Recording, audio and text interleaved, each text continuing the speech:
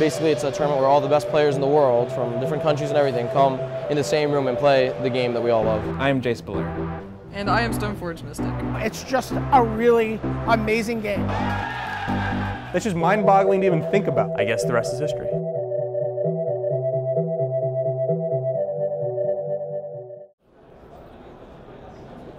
Today we're here at Grand Prix Baltimore. I believe there's over 1,500 in the main event and around 2,000 total. A Grand Prix is basically like the highest level tournament that you can go to before you go to the Pro Tour. And basically it's just a 2-day tournament where people are playing any number of formats and top prize is around $3,000.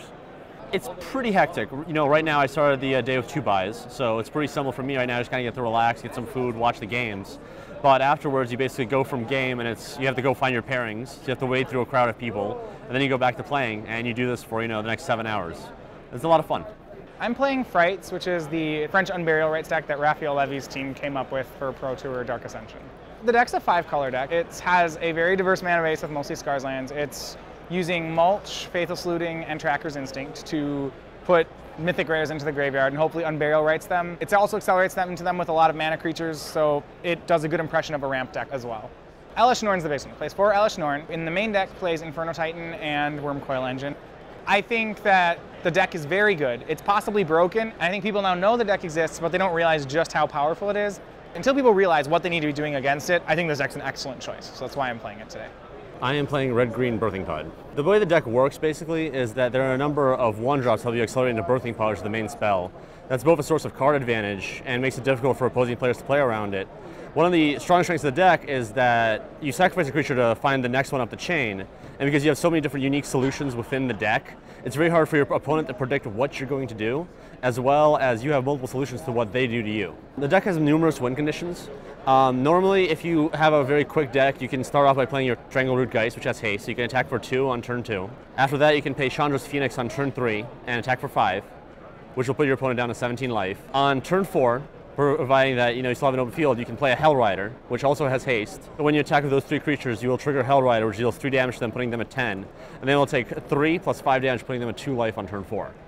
If that is not a sufficient win condition, if you're playing against a faster deck, you can get Huntmaster of the Fells, for example, which gives you 2 wolves, and then you can also get an Inferno Titan at the 6, which is enough to win most games. This deck, I think it has a good matchup against the aggressive decks in the format, but it also has a good late game matchup as well, because there are some solutions that it has that other decks can't deal with easily. The deck's also very hard to predict. I drove about 5 hours. I come from Syracuse, New York, and it was snowing when I left New York. And we're here and it's really sunny. I mean, we're underground, so we can't really appreciate it. But for any of you wondering, it's sunny out. I am playing Wolf Run Ramp. Wolf Run Ramp, in its essence, is a quest for its pilot to make as little decisions as possible in the game. If you have enough mana for the card, you play it. And you win with Inkmoth Nexuses and casting Wolf Run. And that's pretty much all it is. Primeval Titan is the engine, and Wolf Run is a deck that requires very minimal thought and skill. It's awesome. A lot of auto wins. The reason Wolf Run probably came back into favor is because it's really strong. You can really customize it to however you want. And I'm playing a list that's like the Channel Fireball list, and they have a lot of sweepers. And there's really no strategy that it's bad against. It doesn't really have a bad matchup. Against the control decks, you have a great end game, probably better than theirs. Against the creature decks, you have 7 one-sided Wrath of God plus 4 Huntmaster of the Fells, which is just awesome. And yeah, you just always have more resources than them. Today I'm playing Blue-White Delver. It's more of an old school list. It revolves around playing Delver of Secrets, Snapcaster Mage, and then the rest of our creature bases rounded out with Geist of Saint Traft and Invisible Stalker fueled by equipment. It's what would traditionally be classified as like a fish deck. You rely on like very early aggressive creatures that are like cheap threats, and then you back it up with counter magic, removal, and lots of what would be defined as like tempo cards like Vapor Snag. A lot of the ways you break through are using Sword of War and Peace, which crashes through conveniently right past Lingering Souls tokens and such. We have a Batter Skull in our deck today, which is for the blue-black zombies decks, and I just used it to great effect in my last match to wrap things up in a situation where pretty much no other card would have saved me. And we also have a Jace Memory Adept for the blue-black matchup, because you can get them into a spot where they tap out for curse, and like letting that resolve is fine because if you play a Jace afterwards, they just can't beat it. I'd convince them basically that it's the best deck in the format. It's like playing with fairies. Every matchup is like 55-45, so you're favored in everyone, but you need to fight really hard. So it's very important that you practice with it, but if you have enough games with everything, none of the matchups are bad, and like every game is very winnable, and you just have like the most powerful tools in the format. I am currently 4-2, no buys. I'm playing a Esper Color Highlander deck, and that's where there's no duplicate cards except for basic lands. I mean, I think all the cards that I'm playing are very strong. You know, like the power level of individual cards is higher than it has ever been. And also I think a small amount people don't know what's going on. Like they don't know what deck I'm on, if I'm like a Delver list or a Humans list, because they see, you know, different components. This is the most fun I've had playing Magic in quite a long time. I made the comparison that I've had more fun today than I've had in like the last 10 tournaments I've entered. And I mean, even when I'm losing, I'm having fun. I'm enjoying the games. The night before the tournament, just before midnight, I called up LSV and said, all right, playing whatever 75 you're playing, in the dark, whatever it is. And he said, I'm actually still in California. I couldn't come this weekend. And I was like, oh no! And he's like, I still got a list for you. And I'm like, yeah! So, yeah, he just sent me a list and I'm playing it. The deck I'm playing today is Black Control. Basically, it's got a lot of card draw, counter spells, and removal, and try to buy myself enough time to drop a Grave Titan and win with that. It's got good matchups versus Wolf Run, a lot of the other control decks, and Delver, which are some of the most popular decks right now. And most of its bad matchups, like Tempered Steel, Mono Green, and Zombies, aren't as popular.